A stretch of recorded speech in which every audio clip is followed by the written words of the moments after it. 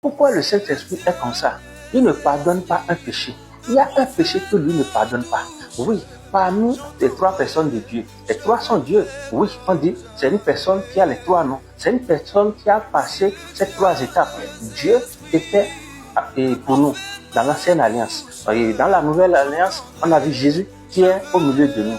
Dieu au milieu de nous. Et avec le Saint-Esprit, c'est Dieu en nous. Mais on dit maintenant, le Saint-Esprit, lui, il ne pardonne pas un péché. C'est Jésus même qui l'a dit dans Matthieu 12, à partir du verset 31 et 32. Qu'est-ce qu'on a dit?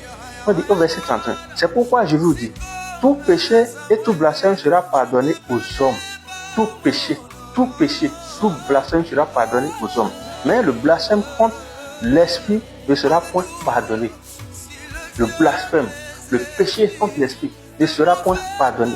Pourquoi le Saint-Esprit ne va pas pardonner le blasphème contre lui? On dit, quiconque parlera, au verset 32, contre le Fils de l'homme, il lui sera pardonné. Si quelqu'un parle contre le Fils de l'homme, on dit, il lui sera pardonné. Mais quiconque parlera contre le Saint-Esprit, il ne lui sera pas pardonné, ni dans ce siècle, ni dans le siècle à venir. Il ne sera point pardonné, ni dans ce siècle, ni dans le siècle à venir. Ça veut dire quoi concrètement, bien aimé?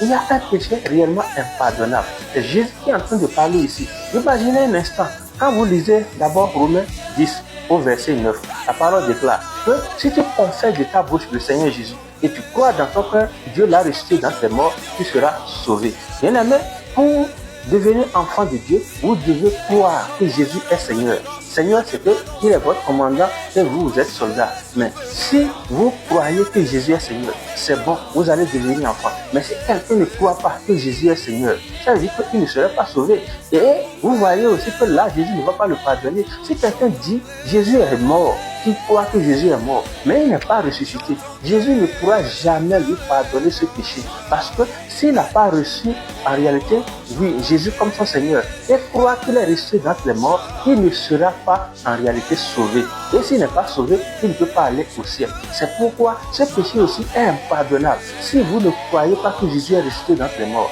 et vous ne l'acceptez pas comme votre Seigneur, vous ne serez pas pardonné. Donc le même péché que le Saint-Esprit ne peut pardonner dans ce siècle et dans le siècle à venir, Jésus de même ne peut jamais le pardonner parce qu'ils sont 3 en 1. Ils sont 3 en 1. De même que le Saint-Esprit ne pardonne pas le blasphème contre lui. Croire que Jésus est le Seigneur, le recevoir dans son cœur, qu'il est son Seigneur.